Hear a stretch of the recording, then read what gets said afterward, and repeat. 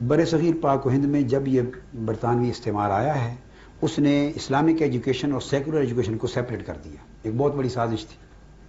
تو school college یونیورسٹیاں الگ ہو گئیں, تمام modern sciences social sciences natural human اس میں چلی گئیں, اور جب تمام جدید علوم سے اسلامی علوم جدا کر دیے گئے تو یہ مدرسے رہ گئے. یہ بات نوٹ فرما لیں کہ شاید میں نے ذکر پچھلی بار کیا تھا یا نہیں کہ پوری اسلامک ہسٹری میں ایجوکیشن کے دو الگ چینلز نہیں تھے. آفیشیل یوٹیوب چینل کو سبسکرائب کریں اور بیل آئیکن کلک کریں. مدارس اور یونیورسٹیاں اور کالج الگ نہیں تھے. پوری اسلام کی 1100 سال پہلی تاریخ میں ایک انسٹیٹیوشن ہوتا تھا, اس میں قرآن اور حدیث اور فقہ اور علوم عربیہ کی درسیہ کی بھی تعلیم اور تصوف اور روحانیت کی کلام کی اسی میں سائنس, اسی میں طب, اسی میں میتھمیٹکس, اسی میں جیومیٹری, اسی میں ساری political science A to Z تمام اسپریچول سیکولر ایجوکیشن اکٹھی ہوتی تھی. نتیجہ اس دور میں یہ ہوتا تھا کہ جو عالم جو اسکالر پیدا ہوتے تھے اوپر پھر اسپیشلائزیشن آ جاتی تھی. سرٹن لیول تک سارے ایجوکیشن کمپلیٹ لے لیتے, پھر جس طرح ذوق ہوتا وہ اسپیشلائز کر جاتا. کوئی ابو علی سینا بن جاتا, کوئی رازی بن جاتا, کوئی فارابی بنتا, کوئی ابن الحسن بنتا. لہٰذا فرقہ واریت کا امکان نہیں رہتا تھا. علمی اختلافات کے باوجود فرقہ واریت کا اس لیے نہیں رہتا تھا کہ وہ ایک پورے کے پورے دین کو اسٹڈی کر لیتے تھے اور دین سوسائٹی میں انفورس ہوتا تھا. برطانوی سامراج نے بڑی سازشیں دو کی. ایک تو اس کو سیپریٹ کر کے دو اینٹیٹیز میں ڈیوائیڈ کر دیا. اب مدارس میں صرف مولوی بننا شروع ہو گئے, اسکولوں میں مولویوں کی زبان میں باؤ بننے شروع ہو گئے. نتیجہ کیا ہوا کہ اب اسکول کالج یونیورسٹی کے پورے چینل میں دین کی تعلیم سوائے اس اسلامیات کے تھوڑی سی قاعدوں کے کورس کے جو آپ کو ہمیں پڑھائے جاتے ہیں اس کے سوا دین کی کسی کو خبر نہیں. اور وہ ایک سطح سے آگے غسل وضو طہارت اور نماز روزے ارکان سے آگے دین اسکول کالج یونیورسٹی میں پڑھانا بھی نہیں چاہتے. بالکل اتنا ہی رہے, صرف غسل وضو کا ہی دین رہے. اور مدارس میں جب ساری ماڈرن سائنسز نکل گئی نصاب میں سے تو وہاں صرف عبادت, نکاح, طلاق اور مسائل کے سوا اور عقائد کے سوا کوئی چیز پڑھانے کی نہ رہی. وہاں وہ فقہ پڑھتے ہیں تو اس میں عبادات, اطاعت, معاملات اور نکاح طلاق کے مسائل اور وراثت سے آگے اتنا زیادہ ڈیپتھ نہیں جاتی ان کی.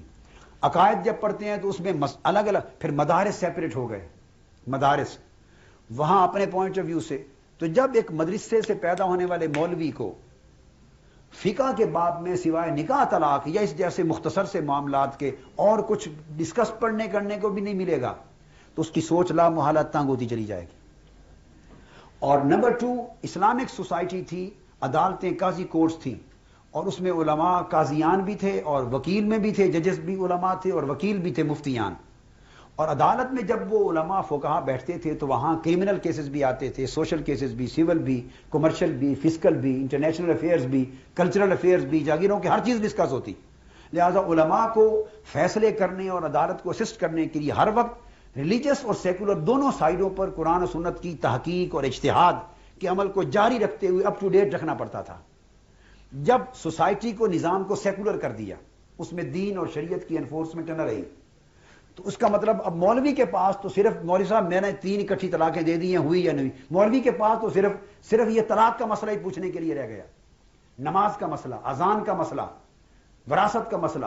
اب جو مسائل پوچھنے کے لیے کوئی مولوی کے پاس جائے گا اس مولوی نے انہی کتابوں کو سٹڈی کرنا, اس سے آگے اس کا دین بند ہو گیا, سٹڈی نہیں رہی, تحرک اور اس کا ایوولوشن رک گیا. اور سیکنڈلی چونکہ سوسائٹی سے یعنی ایکٹیو سسٹم سے کٹ آف ہو گیا, جو ایوولوشن آف دی لائف ہے کٹ آف ہو گیا, لہذا مولوی 300 سال پیچھے کھڑا ہوا ہے ہماری سوسائٹی کا, اور سوسائٹی 300 سال آگے پہنچ چکی ہے. نتیجہ یہ ہے کہ اب جب وہ مولانا صاحب مدارس سے جب پیدا ہوتے ہیں, گلا تو گھونٹ دیا اہل مدرسہ نے تیرا, کہاں سے آئے صدا لا الہ الا اللہ. اب جب وہ بیک گراؤنڈ آئے گی ان کی, ہماری سوسائٹی میں پڑھے لکھے گھرانے کا کوئی شخص اپنے بچے کو دین کی تعلیم کے لیے نہیں بھیجتا. جو تیسرے درجے کے خاندان معاذ اللہ سمجھے جاتے ہیں, معاذ اللہ, غریب لوگ, وہ اپنے بچوں کو بھیجتے, اور وہ بھی غریب بھی اپنے بچوں سے اس کو بھیجتے ہیں جو بالکل کسی کام کا نہ ہو, دکان کھولنے کے قابل بھی جو نہ ہو, اس کو دین سمجھنے کے لیے مدرسے بھیجتے. آپ ذرا فیملی بیک گراؤنڈ بھی ملاحظہ فرما لیں. اس کا پھر جینیٹک انجینئرنگ بھی ایک فن ہے, آج سائنس میں سبجیکٹ ہے, اس کے جینز میں کتنی قابلیت ہوگی, وہ جینیٹک انہیریٹنس جو پائی ہے وہ بھی دیکھ لیں. پھر مدرسے میں آیا, 10 سال مدرسے میں زکاتیں کھا کے وہ پلا, جمعرات کی روٹیاں کھا کے پلا, اور رسید بک لے کے چندے اور قربانی کی کھالیں جمع کرتا رہا. 10 سال اس ماحول میں آیا, کہاں سے تھا, پہنچا کہاں, تعلیم تربیت کس ماحول میں ہوئی, اور جب یہاں سے پڑھ کے نکلا تو سوسائٹی میں پھر آگے کوئی جگہ نہیں سوائے مسجد کی امامت کے. وہاں مسجد کی امامت میں جو کمیٹی محلے کی بنی ہوئی ہے وہ مولوی صاحب اس کا ذاتی کمیٹی کا ملازم ہے, اور کمیٹی میں بھی جو آدمی زیادہ چندہ دینے والا چودھری صاحب ہے وہ اس کا ذاتی ملازم ہے. اب اس مرضی سے ہٹ کے کہہ نہیں سکتا. تو اوورآل جو پوری کی پوری لائف ایک جس عالم نے آگے دینا تھا وہ تو یہ پسماندہ بن گئی.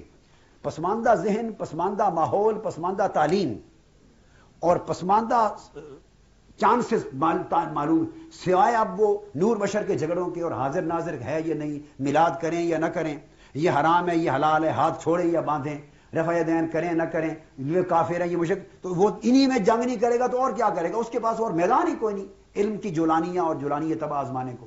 اگر وہ سیاسی علوم اس کے پاس ہوتے, اکنامک کے علوم ڈیولپمنٹ اس کے پاس ہوتی, کلچر کی ڈیولپمنٹ ہوتی, وہ طب پڑھ رہا ہوتا, وہ سائنس پڑھتا, وہ میڈیکل پڑھتا, وہ اکنامکس پڑھتا, وہ فزکس پڑھتا, ایسٹرو فزکس پڑھتا, اسٹرانومی پڑھتا, تو اس کا ایک آئی کیو اور اس کا جو کنسپٹ ہے وہ بڑا وسیع ہو جاتا, تو پھر وہ خود بخود اس میں سے نکل جاتا. تو میں سمجھتا ہوں تمام ایفرٹس کے باوجود, یہ میرا نچوڑ ہے میرے مشاہدے کا, 2 چیزوں کے بغیر اتحاد امت کا نہیں ہو سکتا جب تک ہم سسٹم آف ایجوکیشن چینج نہیں کریں گے. یہ مدرسے جو ہیں جب تک یہ تعلیم کے بڑے اونچے سطح کے مدارس نہیں بنتے اور جو سیکولر ایجوکیشن کو اور ان کو ملا کے قریب نہیں لاتے جب تک, تاکہ دوئی ختم نہیں ہوتی, تاکہ انہیں دین سمجھنے کا موقع ملے اور دینی لوگوں کو دنیا سمجھنے کا موقع ملے. ایک یہ ضروری ہے, اور دوسرا سوشلائزیشن کا پروسیس. یہ 2 میں نچوڑ عرض کر دی ہے. مدارس میں ایک دوسرے کو اس طرح سمجھتے ہیں یہ مختلف مکاتب فرقے کے لوگ جیسے کوئی ہندو اور سکھ اور یہودی اور عیسائی ہیں, بلکہ ان کے اندر ان مذہبی جماعتوں اور طبقات میں اندر اوپر اتحاد کے نعرے لگانے والے. میں نے تو 4 سال پولیٹیکل لائف میں بھی انٹر ہو کے وہ ایکسپیرینس کیے ہیں جو پوری زندگی میں نہ تھے اور نہ کبھی ہونے تھے, اور میں اس نچوڑ پر پہنچا ہوں. لوگ کہتے ہیں نا مذہبی دینی جماعتیں متحد ہوں, تو میں آپ کو پچھلے الحمرہ میں نے برملا کہا, میں اس نتیجے پر پہنچا ہوں اور میں اللہ کو گواہ بنا کے آپ کو سچائی پر مبنی نچوڑ بتا رہا ہوں کہ ان کے اندر قدورتوں اور اختلافات کی انتہا یہ ہے کہ اگر یہ آپس میں الیکشن پر کھڑے ہوں اور مقابلے میں ہندو اور سکھ کھڑا ہو تو یہ اندر سے ہندو اور سکھ کو ووٹ دیں گے, ایک دوسرے کو نہیں دیں گے. اتنی نفرتیں اور قدورتیں ان کے اندر ہیں. اوپر منافقانہ اتحاد کی باتیں, منافقانہ اتحاد کی باتیں ہوتی, چونکہ اتنا دور ایک دوسرے سے یہ ان کو کر دیا گیا ہوتا ہے. 10 سال پڑھتے ہیں اور ہر روز مدرسہ میں ان کے استاد انہیں فرقہ واریت کے سوا کچھ نہیں سکھاتا. اتحاد کہاں سے آئے؟ آفیشیل یوٹیوب چینل کو سبسکرائب کریں اور بیل آئیکن کلک کریں.